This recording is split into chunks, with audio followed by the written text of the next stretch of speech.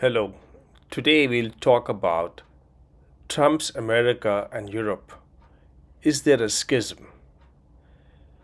In short, Europe's response to President Trump's new administration and policies, or more precisely, policy changes from the USA. Trying to make common cause with Canada, Australia, and other countries, EU, or rather Europe, is trying to come up with a strategy to counter the policy changes from the US under President Trump's new administration.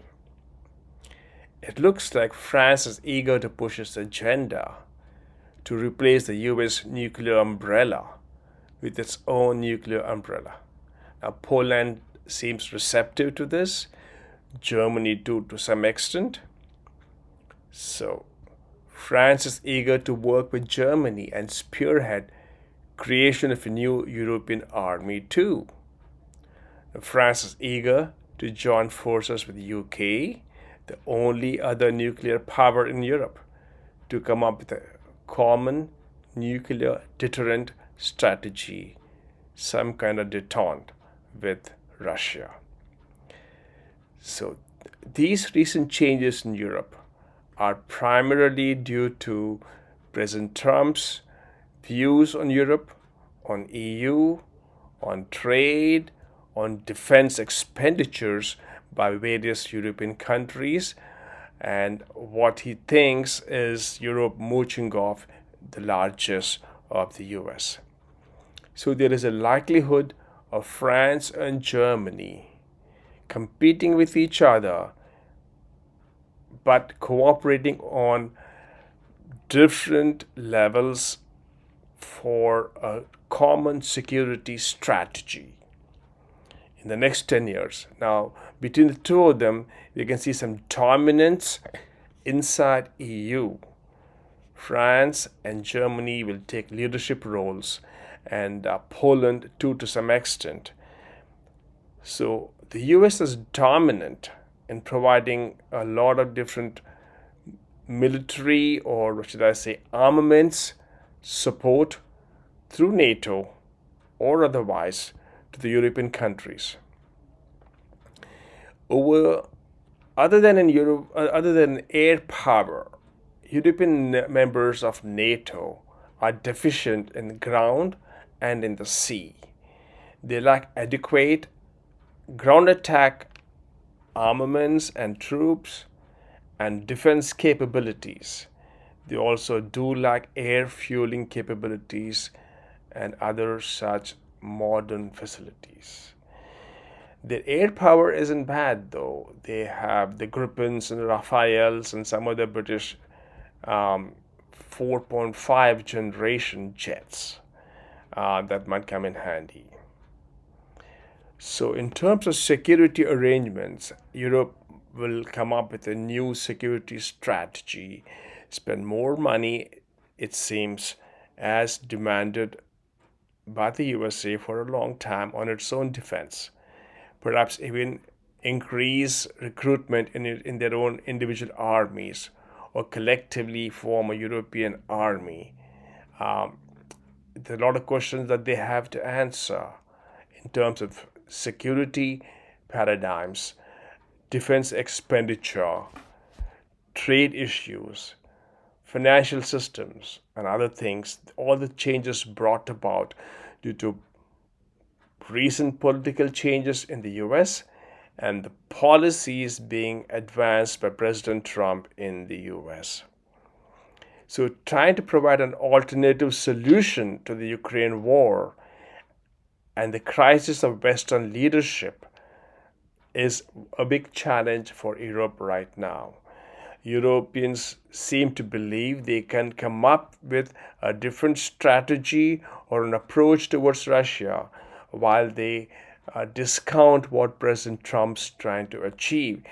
Probably they're shocked by the direct talks between President Trump and Putin, and they're trying to come up with an alternative solution or some other strategy to probably inject themselves into this equation or at best inject themselves or at least be part of the equation going forward. So, trying to provide such an alternative viewpoint on how to end the Ukraine war is a big challenge for them in the short term. But more defense spending over the next 4 years by EU, for example, they've been banding about spending 650 billion euros, planning to spend that over the next 4 years in Europe. More loans are going to be made available to EU countries to invest in defense production. EU seems convinced Russia does not want peace, and so they're trying to project their power, or at least coalesce to get together to form a joint or opposition to Russian forces and Russian what they believe is expansionist approach. So they want to thus have continued support to Ukraine's war efforts, and also going forward increase collaborative procurement of armaments from other European countries so as to reduce to some extent the dependence on armaments, fighters, and others coming from the US. They were trying to get some level of self-sufficiency in Europe, which is easier said than done, because in any given project in Europe, different countries want a piece of the pie, and so they just cannot give a certain production line to a certain country without also seeking a certain piece of the pie in each of those projects. So it makes collaboration difficult going forward. So to make EU members or EU states there buy from other EU members and not as much from the USA going forward, they are afraid the US might block usage of some of the arms sold by the USA. For some deal the US might make with Russia, for example, there might be a skill switch in an F-35 flight, or some of the fighter jets, or some of the armament systems that the USA might exercise. That's some of the fear of the European countries going forward. Now, how much money do they have to spend, or will they spend? It's pretty interesting that EU in general now is trying to say the money you spend on defense procurement, new armaments, will not be factored in your budget deficit calculations, computations. For example, 1.5% of budgets is to be spent on defense procurement, and they'll be exempt from deficit financing calculations. Pretty interesting, isn't it? From austerity, not spending too much money on defense for the last 2 decades, but now saying, okay, you can spend all of this money up to 1.5% or maybe 2%, but then we will not count it towards whatever deficit financing rules that apply. So European NATO states operate now various models of their own fighter jets. For example, the French have the Rafales, the Swedish have the Gripens, and the Eurofighter Typhoon is also being made. All of these different air 4.5 and 5 probably, what should I say, fifth generation of air jets, fighter jets, multi-role jets.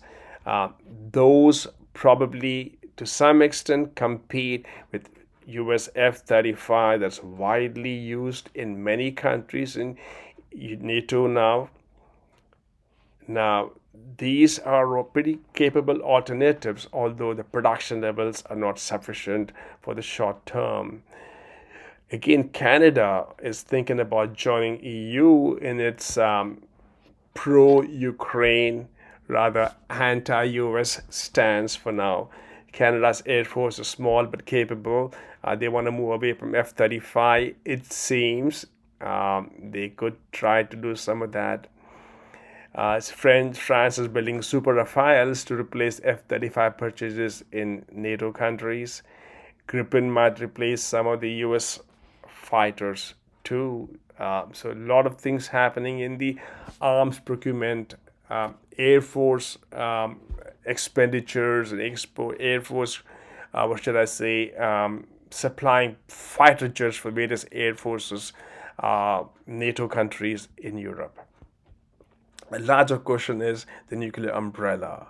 During the schism, it does appear that Europe's biggest fear is not to have a nuclear umbrella. They're afraid if the schism develops into a divorce from the USA. I'm not saying it's going to happen, but there's a fear the US might divorce itself from European issues. If this were to happen, they will need a nuclear umbrella. And so, who's got the nuclear bombs in Europe? It's France, to some extent, a better player there with the nuclear umbrella of sorts, and the UK. But there are different issues with this nuclear paradigms that they have today. Now, Germany would like to have its nuclear bomb, probably. Maybe they would like to develop one. So much for German aversion to nuclear plants over the last 2 decades. Now they're in a hurry to get a nuclear bomb. Poland would like to be part of a nuclear umbrella. So I suspect Poland will be glad if the French extend the new Napoleon, Macron, so to speak, or Napoleon wannabe, is willing to give the nuclear umbrella, extend that over Europe if the other countries do agree to some terms. So Poland would welcome that. So would other countries. So now Russia is pretty strong in several different facets, although the Air Force has been deficient in the Ukraine war to some extent. They get shot too frequently, too easily, it seems, because of the umbrella anti plane, different kind of Patriot systems and others that the U.S. has supplied Ukraine, and protected the airspace over Ukraine. So Russia's main asset that the Europeans have to worry about is a nuclear submarine force. This, according to Friedrich Merz, a strategic analyst at a Dutch research organization, TNO. Although few in numbers, Moscow's new Yesen class guided missile submarines are very dangerous boats, according to him. So, Russia's nuclear submarine fleet will have to be countered if the US sort of pursues the divorce going forward. Now, looking at different economic and financial systems that exist today, have been existing for a while, and that might also find a chill due to the impending divorce, if it were to come about. Now, in the economic and financial systems, now some changes are being brought about due to President Trump's policies changes in the U.S. For example, a new savings and investment union called SIU is being organized under the EU umbrella that will provide capital to EU firms to expand, make new investments, and make growth happen, GDP growth happen, and put an impetus to the German industry and other industries that have been lagging behind. So, infusion of funds, less reliance upon Wall Street, for example, is going to be the new mantra for EU countries, for the European Union, to be financially more robust in their investment paradigms, in their growth approaches, and so on. Now, most Europeans in general prefer to save money in saving accounts, it seems, and they don't invest in equities as much as the people in the US do. So, 10 trillion euros are saved in bank deposits by the Europeans themselves. Only 30% of the savings are in stocks and capital markets. Thus, the capital markets are rather small compared to Wall Street. And the Europeans want to change that. The European firms also don't grow big due to financial and regulatory constraints. What you can do in one country, you can't do in another country. Many in Europe, therefore, invest in the US and in China instead of domestically investing. Now, the EU is trying to think about approaches that will help Europeans invest more money in EU companies themselves and sort of spur GDP growth. Now, that's a tall exercise. It might take some time for that to happen. Most Europeans, again, EU needs a lot of money, to make these new changes happen. EU needs over 700 billion euros of new investments every year to be competitive. If Wall Street doesn't invest, US companies don't invest much in Europe going forward for whatever reasons. New, fresh investments are necessary to the tune of 700 billion euros every year going forward for EU to be competitive. Now, is EU going to be able to muster that? They're planning for it. Talk about the financial independence post divorce, so to speak, if the divorce were to come about. And EU companies are being encouraged to make new products, get into startups, create new type of industry, focus on different technologies that they haven't done so far. AI systems, armaments, a whole bunch of new supply chain issues to be addressed within the EU themselves. So again, the biggest question is EU is investments, and tax laws have to be reformulated to make all of these changes happen, and it does take time.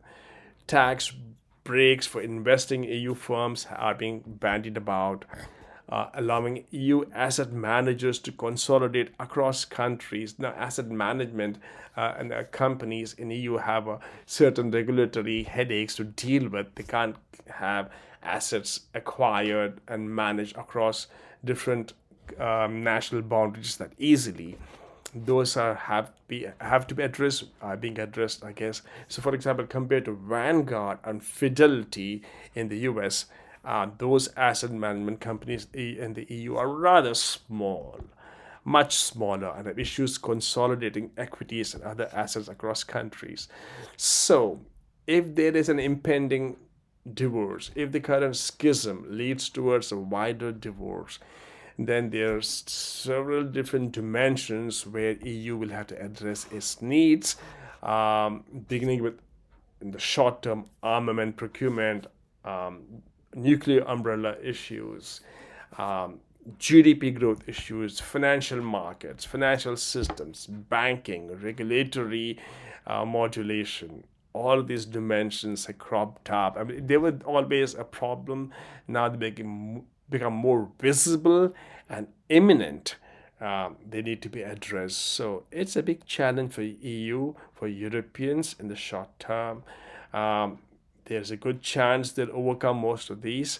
In the meanwhile, the US is very likely to continue its cooperation in different ways with the EU, with the European countries, but the writing seems to be on the wall, and the Europeans do seem to get the message.